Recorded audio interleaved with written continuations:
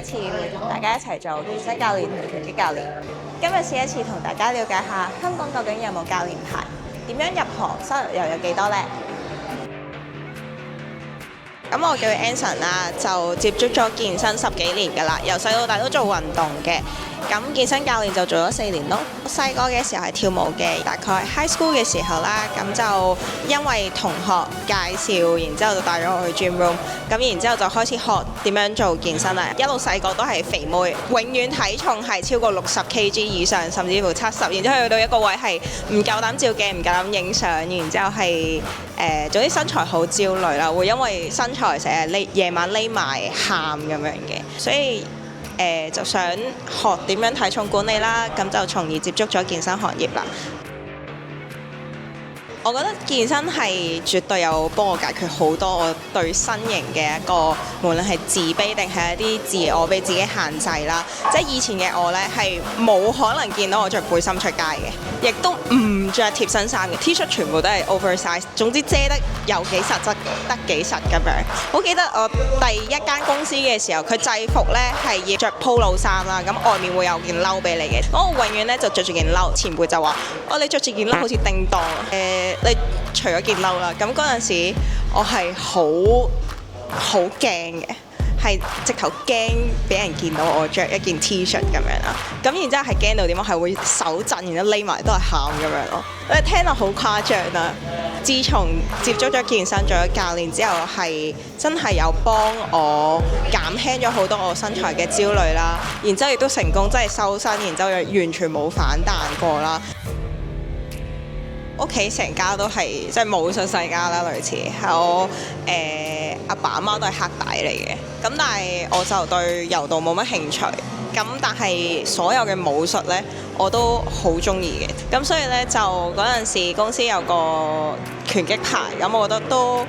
OK 喎，咁嗰陣時呢，阿頭唔俾嘅，我唔制，我要教拳，即係我中意咁樣就走咗去跑啦，咁然之後就做咗即係拳擊教練啦咁樣。做教練最開心嘅嘢呢，係你同個學生真係會做到朋友咯。每一個禮拜都會 regular 咁樣見到你，有時佢一啲唔開心嘅嘢啊，即係可能分手會喺你面前直接爆喊，可能又會有返工俾上司鬧啊，好多唔開心嘅嘢，佢會同你傾訴返啦。你係會熟到佢所有即係每日發生嘅小事，喺公司嘅嘢、屋企嘅嘢、感情嘅嘢，全部都會知。咁我覺得呢個係好好嘅一樣嘢咯。咁香港雖然就冇健身教練牌啦，咁但係如果你想成為康樂及文化事務署轄下健身室嘅健身教練嘅話，就必須要擁有指定嘅課程證書。而家嘅話就只接受香港浸會大學持續教育學院、中國香港健美總會 HKCBBA 以及中國香港體適能總會 HKPFA 嘅相關課程證書先至可以由康文署認可。咁好多人都想知道點樣可以入行做健身教練啦。咁有教練牌之後呢，咁你可以去一啲唔同嘅健身室去做見習教練，開始慢慢一步一步升上去到資深教練咁樣嘅。唔同嘅健身室佢有唔同嘅策用方法，有啲會有底薪，有啲係冇底薪嘅。有啲健身室會 provide 頭3個月或者一個短時間嘅包傭嘅期，咁大概嗰度就會16,000-18,000蚊左右啦。其實健身教練因為佢個性質問題啦，佢係有客就會多啲錢，同埋好多都係 sales 分傭咁樣去計嘅。咁睇下你本身個人能力啦、溝通啦、有冇客啦、上得多唔多堂左右，收入可以由幾千蚊真係咬老底到大型健身室誇張嘅，其實可以到過10萬、20萬穩定收入都有嘅。咁唔做健身室又有冇其他 option 呢？健身教練都可以做副業嘅，咁你可以憑住自己 friend 搭 friend 咁樣去介紹啦。有一個學生之後呢，你可以去同一啲健身室合作，譬如一啲時租嘅場啦，或者其他一啲私人嘅會所等等，咁去做一個獨立嘅私人教練課程。咁你見到坊間其實有啲標榜自己 package price， 然之後佢會100蚊一堂，有啲過千蚊一堂，咁都要睇翻個教練資格嘅。有啲教練譬如有參加過一啲健美比賽，攞過一啲專業資格，譬如 Pro Card 咁樣，咁可能收費會比較貴。咁都要睇佢行業入面佢本身出唔出名啦，資歷深唔深啦，同埋佢其他有冇附加其他嘅證書咁樣嘅。喺一般健身室入面，教練堂就大概600至1000蚊不等一堂，咁視乎你自己同嗰個教練相處如何啦，因為都係 personal training 啊嘛，夾到先係最重要嘅。咁你金錢財政狀況允唔允許你揾一個可能比較貴嘅教練啦，同埋你自己個時間啱唔啱啦，同教練啱唔啱呢啲都好重要嘅。好多女仔咧都想收手臂啦。咁收手臂咧，大家都知道要做3頭。咁我會講幾個大家常犯嘅錯誤啦。第一係好多新手唔知點樣去校重量。咁譬如佢校到太輕嘅話咧，其實你放手，佢基本上佢好快好自然地上翻去，你完全冇鍛鍊到個肌肉，冇令到佢受到足夠嘅刺激。咁樣嘅話，其實你就嘥緊時間。你做好多次，好努力咁樣做，嘥好多時間都搞唔到，係點解呢？呢個可能係其中一個原因。另外有啲人呢，可能會搞到好重，啱啱好拉到，因為重訓啊嘛，要重啊嘛，咁佢呢就會變咗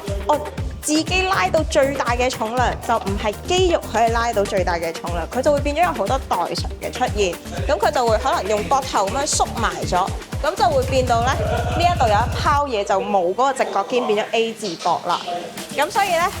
我哋盡量咧校個重量，希望咧係自己可以打開膊頭，維持咗動作嗰個正確性嘅情況下，可以用到個肌肉係啦，拉到成個最盡嘅。成個動作做完整佢，咁樣去做，咁保持個肌肉張力啦，喺上面拉落嚟 ，hold 住，再慢放，吸氣，呼氣拉落去，係啦。